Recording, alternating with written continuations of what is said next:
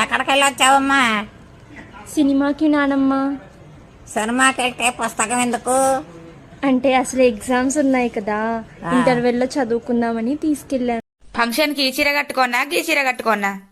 చీర గురించి నేను అడుగుతా, నువ్వేమో ముష్ నవ్వులు నవ్వుతావు. ఈ చీరకు మొగనికి బాగా దగ్గర సంబంధం ఉన్నది కదా. చీరకు మొగనికి ఏం సంబంధమో? చీరను ఉతికిన తర్వాత కడతారు, భర్తను కట్టుకున్న తర్వాత ఉతుకుతారు.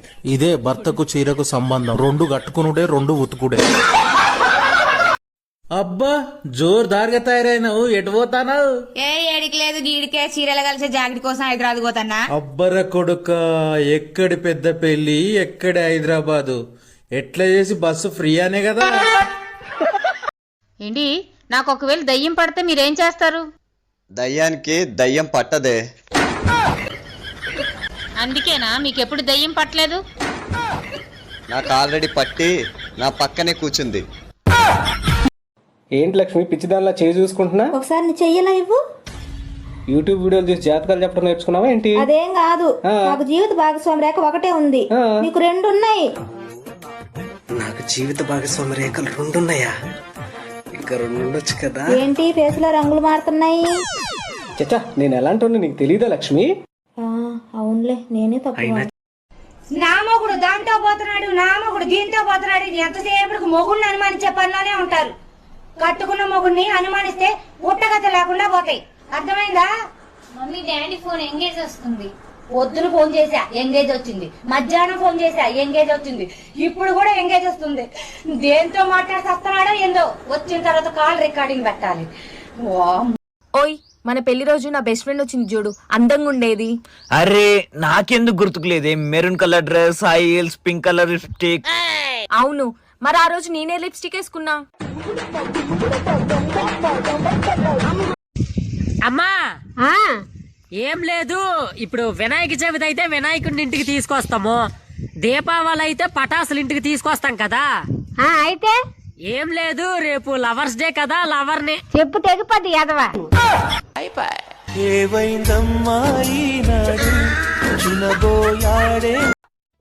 ఏంటి విసుకుంటున్నావు? ఏం ఫోనో ఏంటో, కొన్ని రోజులు అయితే ఇంకో మంచి మోడల్ దొరికేది కదా. నీకు అంతా తొందర ఎక్కువే. ఎలాంటి ఫోన్ సెలెక్ట్ చేసావో చూడు. అవును, నాకు తొందర ఎక్కువే. ఫోన్ అయినా మార్చుకోవచ్చు. కొన్ని సంవత్సరాల క్రితం జీవితాంతం మార్చుకోలేని మోడల్ సెలెక్ట్ చేసుకున్నా. హలో శాలిని, నువ్వు కారు అమ్మేస్తున్నావు అంట? అవునక్క. ఎంతకు అమ్మేస్తున్నావు? 4 లక్షలకి బేరమైంది, 4 లక్షలకి అమ్మేస్తున్నానక్క. నువ్వు అమ్మేస్తున్నప్పుడు నాకు చెప్పే. ఎందుకక్క? నాకు 50,000 అప్పు కావాలి. మరి నేను పోయేత్తా. పోయినట్టు కాదు, సాయంత్రం 4 గంటల వరకు ఇంటికాడ ఉండాలో చెప్తానా. అగ్గరు అట్లా పోయి ఇట్లా వచ్చేందుకు నా చేతిలో ఏమన్నా టీఆర్ఎస్ గుర్తున్నదా? కనీసం టీడీపీ గుర్తు కూడా లేదు నా చేతిలో. నడుచుకుంటా పోయి నడుచుకుంటూ రావాలి. నువ్వు టైంకి వచ్చిందనుకో నీకు బీజేపీ గుర్తిస్తా. ఒకవేళ నేను అన్న టైంకు నువ్వు రాకపోయినావనుకో నీకు కాంగ్రెస్ గుర్తు ఇచ్చుడే, జాగ్రత్త. ఓర్ని అబ్బా, ఇంకా నయ్యం. సిపిఐ సిపిఎం పార్టీ గుర్తులు దీనికి గుర్తుకు రానట్టున్నది. కిరాణా షాప్ కెళ్ళి పాల్ ప్యాకెట్ తీసుకురండి. నేను వెళ్ళనే. నేను వాడితో మొన్న గొడవ పడ్డా. వాడితో గొడవ పడితే వేరే షాప్ కెళ్ళి తీసుకురావచ్చుగా. నీతో గొడవ పడ్డా అని చెప్పి వేరే దాంతో కాపురం చేయట్లేదుగా. బస్సుకు టైం అవుతుంది, నేను పోతారా? అయ్యో ఉండరాదన్నా, 6 నెలలకు వడ్లత్తాయి, 3 నెలలకు పెసల్లత్తాయి. ఇంటికి వచ్చినావు, బుక్కడంతా తినిపోదు. ఉండన్నా పప్పుచారు ఎత్తా. ప్రతిరోజు భగవంతుడిని ఒకటే కోరుకుంటున్నాను. ఏమని? నా భార్య మెంటాలిటీ ఉన్నదాన్ని ప్రతి ఒక్కరికి భారీగా ఇవ్వు స్వామి అని కోరుకుంటున్నా. అవునా? నిజమా అండి? ఎందుకని? ఈ లోకంలో నేను ఒక్కడనే బాధలు పడాలా? రేపు మన ఇంటికి పేరంటానికి ఆడలు బాగా మంది వస్తారు. పసుపు కుంకుమ జాకెట్ ముక్కలు కాక ఇంకేమియాలే? నా ఫోన్ నంబర్ కూడా ఇయ్యరాదు? ఇల్లాకి ఉడవాలే, బొల్లు బొచ్చలు దోమాలే, ఊర పువ్వు వండాలే, నీకు పెట్టాలే, నేను తినాలే, సర్ది పెట్టుకొని పనికి పోవాలి. ఆడళ్లకు ఇంత గోస. మొగోనికి లేదు గోస, దశావతారాలు ఎత్తాలే మొగోడు. ఏంటి అవతారాలు? ఉదయం ఆఫీస్ పనుల్లో మగమహారాజు, పిల్లగాళ్లను బడికడ దించే ఒక రిక్షావోడు, ఇంటి ఖర్చులకు పైసలిచ్చే ఒక విజేత, కుటుంబం కోసం రక్షణగా ఉండే ఒక గ్యాంగ్ లీడర్, భార్య సరిగ్గా వండనప్పుడు ఏమీ తిట్టని ఒక హిట్లర్, భార్య తెచ్చిన బట్టలు నచ్చకపోతే కోపం రాని ఒక చంటబ్బాయి, పుట్టింటి వారిని ఏమైనా అంటే ఏమీ అనని ఒక ఆపద్బాంధవుడు, అత్త వేరే మగవాన్ని మెచ్చుకుంటే సంతోషంగా స్వీకరించే ఒక ఇంట్లో రామయ్య, వీధిలో కృష్ణయ్య. మొత్తం మీద అందరి కోసం పాటు పాడే అందరివాడు, ప్రతి మగవాడు.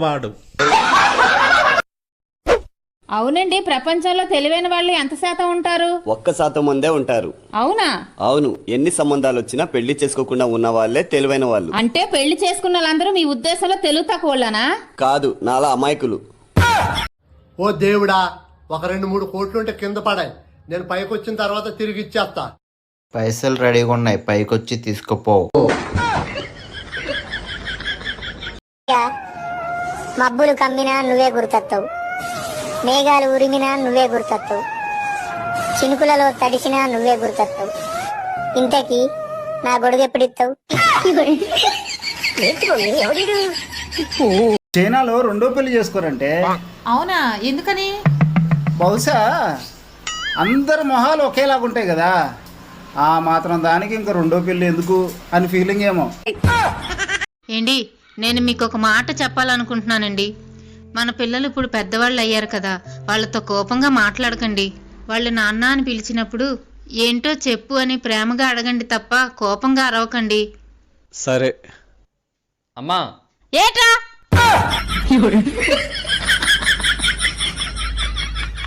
నాన్న, అప్పుడు పెళ్ళిళ్ళకి ఇప్పుడు పెళ్ళిళ్ళకి తేడా ఏంటి? అప్పుడు పెళ్లిళ్ళకి ఇప్పుడు పెళ్లిళ్ళకి తేడా ఏంటంటే, అప్పుడు భోజనాలకు వచ్చేవాళ్ళు పక్కన కూర్చుండేవాళ్ళు, వడ్డించే వాళ్ళు అటు ఇటు తిరుగుతుండేవారు. అదే ఇప్పటి పెళ్లిళ్ళు అయితే వడ్డించే వాళ్ళందరూ ఓ పక్కన నిలబడుతున్నారు, తినేవాళ్ళు మాత్రం ప్లేట్లు పట్టుకొని అటు ఇటు తిరుగుతున్నారు. అది తేడా. బిల్లు కట్టలేదని నిన్న ఫ్యూజ్ బీక్ వెళ్ళిపోయారు. పిల్లమ్మండ చదువుకోవడానికి రాత్రి ఇంట్లో దీపం కూడా లేదు. నువ్వు ఉండగా కరెంట్ ఎందుకే? ఇంటికి దీపం ఇల్లాలి. ఏంటి, కష్టాలు వస్తుంటాయి పోతుంటాయి అంటారు కదా, దాని అర్థం ఏంటి?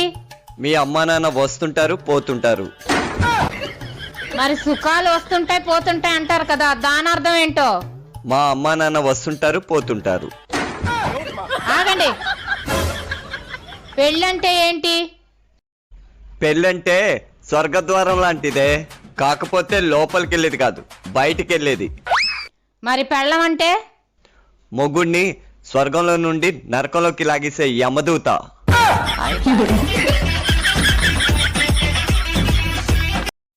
ఈ కన్ను నా జోలికి అత్త మాత్రం మంచిగా ఉండ చెప్తాన్నా. అబ్బా, ఎన్నెలేని ధైర్యం ఎగేసుకొస్తాంది ఎందుకు? నాకు వచ్చే కోపానికి ఏదైనా బస్ ఎక్కిందనుకో, నన్ను ఎత్తుకడానికి నీకు బొచ్చెడు పైసలు ఖర్చు అయితే జాగ్రత్త.